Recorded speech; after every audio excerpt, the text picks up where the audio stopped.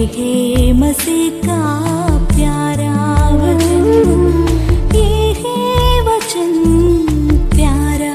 परमेश्वर के धन्य नाम की महिमा हो। प्रभात मनन के सत्र 2279 में आप सभी का बहुत ही विनम्रता के साथ स्वागत करता हूं। आइए आज के मनन के लिए हम पढ़ते हैं याकूब अध्याय 4 पद 1। तुम में लड़ाइयां और झगड़े कहां से आ गए? क्या उन सुख विलासों से नहीं जो तुम्हारे अंगों में लड़ते भिड़ते? एक सही मसीही विश्वासी जब तक संसार में रहता है वह लड़ाई करते रहने वाला होगा, परंतु अवश्य ध्यान रखे प्यारो, एक सही मसीह विश्वासी की लड़ाई कभी भी दूसरों के साथ नहीं होगी, बल्कि अपने ही शरीर के पापमय स्वभावों के विरोध में होगी। पर यहाँ याकूब जिस लड़ाई और झगड़े की चर्चा कर रहा है वो विश्वासी अपने पापमय स्वभावों के खिलाफ करने वाली लड़ाई की नहीं है, बल्कि स्थानीय कलीसियाओं में या विश्वासियों के बीच होने वाली लड़ाई और झगड़े की है। कुरिन्थी कलीसिया को जहाँ काफी लड़ाई और झगड़े सदस्यों के बीच होते थे, पत्री लिखते वक्त प्रेरित पौलुस विश्वासियों के बीच आपस में होने वाले लड़ाई और झगड़े को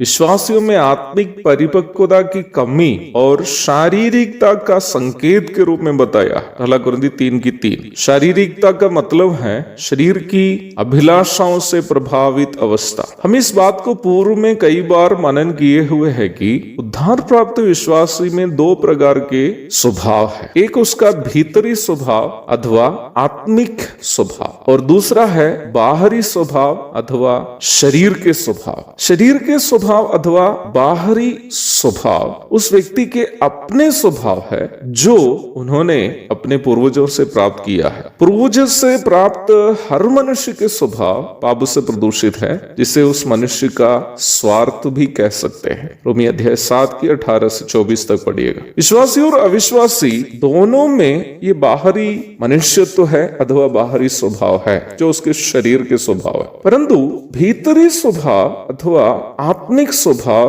वो है जो पवित्र आत्मा के द्वारा एक व्यक्ति के उद्धार के समय उसमें उत्पन्न किया जाता है। रोमी अध्याय 8 की 2 से 4 तक और 9वीं आयत आदि पढ़िएगा। हर एक उद्धार प्राप्त विश्वासी के अंदर इन दोनों स्वभावों के बीच की एक लड़ाई जारी है। हर एक उद्धार प्राप्त विश्वासी का ये दायित्व है कि वर्तमान संसार में जीवन बिताते वक्त वह अपने अंदर पवित्र आत्मा के द्वारा उत्पन्न उस भीतरी आत्मिक स्वभाव को अपने प्रायोगिक जीवन में लागू करते हुए जिए। रोमी अध्याय 6 की 11 से 13 तक पढ़िएगा। परंतु जब विश्वासी पवित्र आत्मा से अपने अंदर उत्पन्न यीशु मसीह के आत्मिक स्वभावों को बिना पहचाने अपने शरीर की अभिलाषाओं के अनुसार जीने लगते हैं तो एक दूसरे के बीच में लड़ाई झगड़े आदि उत्पन्न होते हैं। संक्षेप में बोलूं तो हम आत्मिक बातों से अधिक अपने स्वार्थ की बातों को अधिक महत्व देते हुए जब जीवन बिताते हैं तो लड़ाई और झगड़े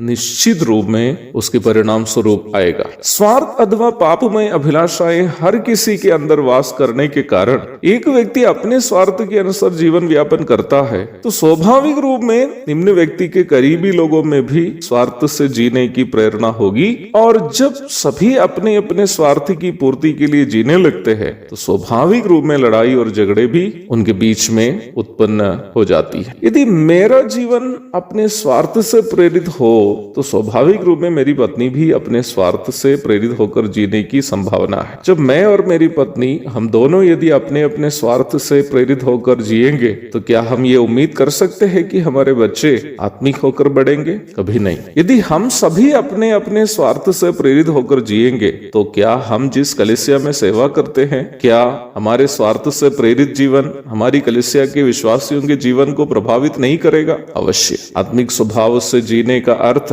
ये नहीं है कि निम्न जीवन समस्या रहित होगा। आत्मिक जीवन व्यापन करने वाले को संभवतः अधिक समस्याओं को झेलना पड़ सकता है, परंतु भीतरी स्वभाव के प्रभाव से आत्मिक जीवन बिताने की सबसे बड़ी फायदा यह है कि ऐसी जिंदगी में हम भीतर से एक आत्मिक आनंद अनुभव कर पाएंगे। निम्न आत्मिक जीवन में हम कभी भी निराश और हताश नहीं होंगे। एक और शुभ दिन की धन्य कामनाओं के साथ आज का मनन मैं यहाँ समाप्त करता हूँ। प्रभु आप सबको आशीष दे। आमीन।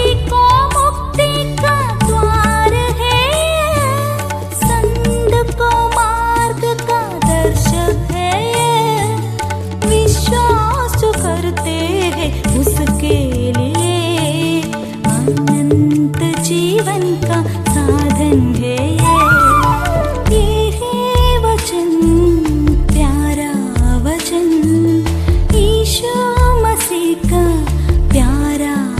वचन ये है वचन